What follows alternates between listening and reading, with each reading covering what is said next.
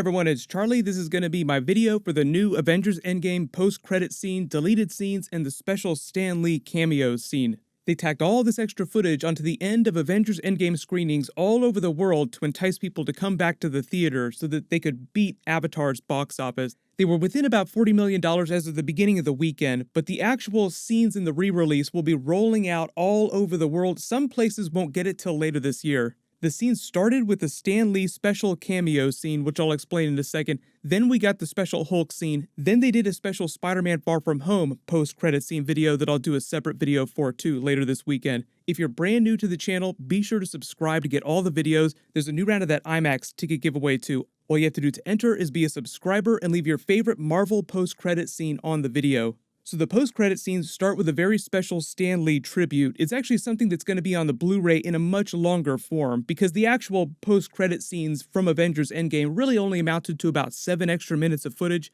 The full version of the Stan Lee cameo scene will wind up being, I think it's a little over 6 minutes, so this is just a very cut-down version of that.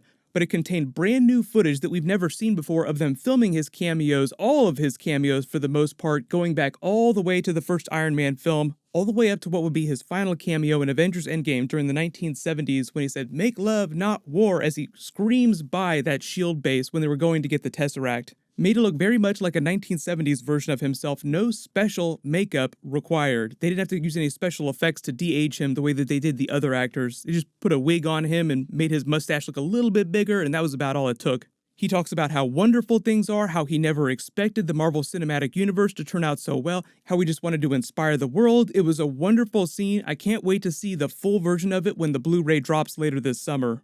Basically, to me, a hero has to be somebody who will sacrifice or will take great chances to help others, but still have human traits, still not be perfect. When they become perfect, they become dull. After the Stan Lee cameo scene plays, there's a prompt from one of the directors, Anthony Russo, who says, "If you can believe it, the movie actually used to be longer. It's crazy, but there were a couple scenes that just did not make the film even though we filmed them." So then plays the special Hulk Die Hard scene that they cut out of the movie. So the scene begins on a burning building in downtown Atlanta because they filmed the movie in Atlanta, so the scene itself, within the context of the movie, is taking place in downtown Atlanta. So you start on the burning building, a firefighter runs up to the fire chief who's wearing an Atlanta firefighter's jacket because it's in Atlanta. He says they managed to save most of the people from a really bad high-rise fire, but they still have people trapped on the 40th floor. The fire chief turns around to reveal that it's the very memorable Reginald VelJohnson from Die Hard, Family Matters, and even from the original Ghostbusters movie. He says, "Where are those damn choppers?" Very Die Hard-esque line. If you remember, they went on to reference Die Hard later in the movie, so this would have been a setup for that. When Ant-Man is talking about a movie that does not involve time travel, they're just rattling off all those pop culture references of movies that have time travel in them. Ghostbusters side note too, you may have seen it, that Ant-Man was also just cast in the brand new Ghostbusters film. I love it, I'm a fan. When I heard that Jason Reitman was going to be doing a new version in the fall, and my agents called him and said, "Hey Jason, we hear there's a part of a young, semi-young, strapping man that needs to be cast. Who are you gonna call?" When I heard that they were going to call me, well, as you can imagine, I nearly slimed myself. After he screams about the choppers, the camera goes back to that top floor of the burning building. The CG isn't quite finished yet because they cut the scene out while they were in post-production. Avengers music kicks in as Hulk starts busting through the walls just like he did during the first Avengers movie when he was trying to chase Black Widow, just ripping through the bulkheads. But this time, it's Professor Hulk. He's smart and he's there to save all those people that are trapped at the top. As the firefighter and the fire chief look up at the building, the camera cuts back to the outside. You see Hulk scoop up all the people in a giant satellite dish that he's ripped off the roof and then start jumping from rooftop to lower rooftop till he lands on the ground. It says, "Ding, ding, ground floor, everybody out." In what would have been a setup for the Hulk hating stairs joke later in the movie when all the Avengers in the Avengers Tower 2012 make him take the stairs. "What are you trying to do, buddy?" And then he just screams his way down the stairs. "Too many stairs."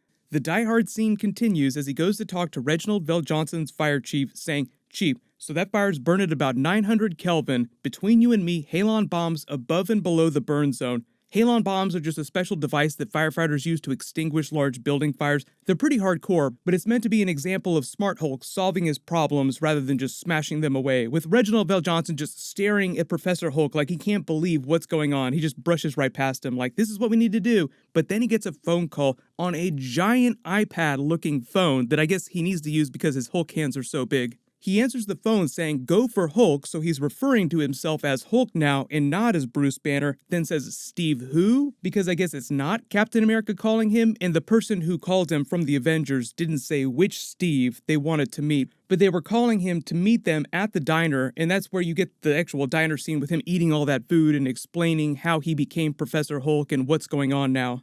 18 months in the gamma lab. I put the brains and the brawn together, and now look at me. Best of both worlds. There were two big reasons for this die-hard scene in Atlanta and all the dialogue. One, I think, to explain why the Hulk is so popular now, like all the little kids in the diner ask him for selfies. So it's just gotten around that Hulk is going all over the United States, helping people do things like this. So people love the Hulk now. He's so helpful and awesome. To explain a little bit about how Professor Hulk works and how he's so cognitive and he's able to talk to people, the chatty version of the Hulk. And two, to set up the Iron Man Infinity Gauntlet scene where Hulk feels like he's the only one who could wield it, snapping everyone back, because Thor's not doing so hot and they lost Scarlet Witch when she got snapped, so there's just not that many people around that could actually survive an Infinity Gauntlet snap.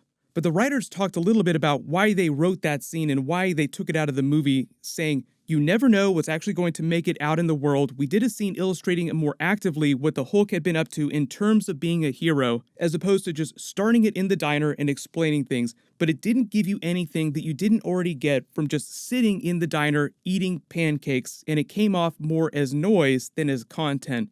I would have loved to see that diehard Reginald Vel Johnson cameo, so I don't really think of this scene as being noise, but they're just trying to explain that you get all the info that you need about Professor Hulk from the diner scene, which is why they didn't have a whole big sequence in the movie of him becoming Professor Hulk, going from being Banner and Hulk to being the fused Professor Hulk. He just explains that it took 18 months in a gamma lab and he spliced the DNA, he figured it out. So as much of a bummer as that is for big Hulk fans, that's why they didn't put that in the movie. Maybe we'll get a version of that in one of the Avengers spin-off TV shows. I know there's some weird issues with the Hulk rights, like they're never going to be able to do a Hulk movie until Universal finally gives them the rights to distribute it. I'll probably eventually do a separate video about what's going on with the rights issues for characters that Marvel doesn't totally have 100% of the rights to, like Hulk and She-Hulk. There's a certain amount of things that they can do with those characters and that they can't. That's why you only see Hulk in other people's movies. You don't see Hulk solo films. I want to just make one thing perfectly clear today. A standalone Hulk movie will never happen. Tell me why. Because Universal has the rights to the standalone Hulk movie, and for some reason, they don't know how to play well with Marvel. And they don't want to make money. And with you as the new Hulk, it would be terrible. So that's really probably that's the reason. Because we know that these corporations would work it out if they thought they'd make enough money. So I it's think clearly about who's playing Hulk. Let's be But honest. I mean, I figure I got like 2 or 3 more years left before I'm too old to play the Hulk. Oh, you're and then, too old now. Let's be I'm- honest. You're kind of too old now.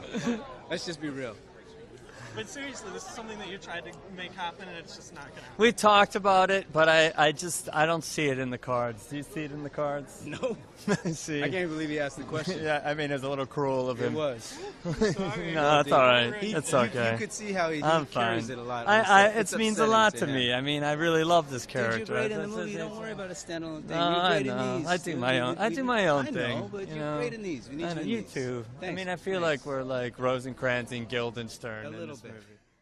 After this scene, they played that special Spider-Man Far From Home post-credit scene, which I'll do a separate video for in the next day. But for about the next week or so, you can go to the theater and see this, but what you have to do is it doesn't play before the credits. You actually have to sit through every single one of the credits. There's like a couple seconds of black after the credits finish where you would see a normal post-credit scene. Then after a few beats, this new Avengers Endgame post-credit scene content starts rolling. I think it was a digital download that they sent to all the theaters, and I don't think that they're going to be posting any of it online. But a lot of it will wind up on the Blu Ray release. So I believe the Hulk scene, I know the Stan Lee cameo scene, and the Spider-Man Far From Home stuff is really part of the movie. So that's going to be separate Spider-Man Far From Home Blu Ray content. Even though the movie was 3 hours long, let me know in the comments, would you have rather seen a special sequence of the Hulk becoming Professor Hulk before you got that diner scene where he's talking to the other Avengers? Whole bunch of Spider-Man videos coming up this week. Be sure to go see the movie when you have the opportunity. It's starting to roll out worldwide. It should be everywhere by Monday and Tuesday. So as long as you have alerts enabled for my channel, you'll see all the videos when I post them. Congratulations to the giveaway winner from my last big Marvel video, Philip Janik. Please email me on the About page of my channel so I can get your details. Click here to learn about a whole bunch of deleted scenes from Spider-Man Far From Home from the trailers, some cameos that did not make it into the actual movie. Some of them are actually pretty cool. And click here for that Taskmaster versus Black Widow teaser from the Avengers Endgame prequel movie. Thank you so much for watching. Everybody stay awesome. I'll see you guys tonight.